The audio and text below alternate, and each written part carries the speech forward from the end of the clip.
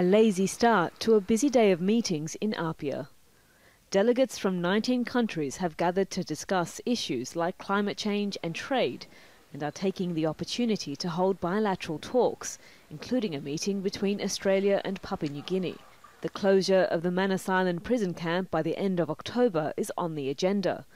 Detainees are being transferred out of the facility ahead of the deadline and fear they'll have to fend for themselves as Australian assistance dries up. PNG's Prime Minister says it won't be up to his country to support them and has revealed he's seeking assistance from the United Nations Refugee Agency.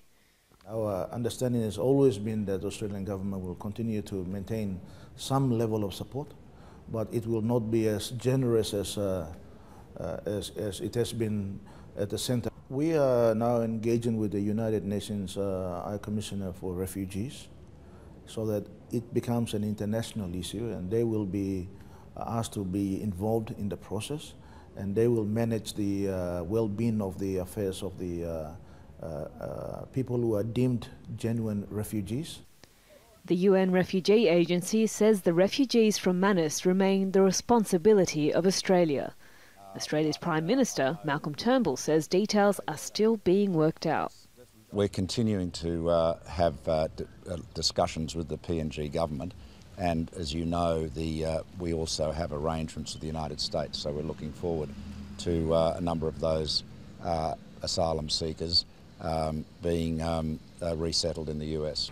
But it's unclear how many people will benefit from the US-Australia refugee transfer deal, with a leaked transcript of an April phone call between the two nations revealing that Prime Minister Turnbull told US President Donald Trump that there's no obligation to take any of the refugees.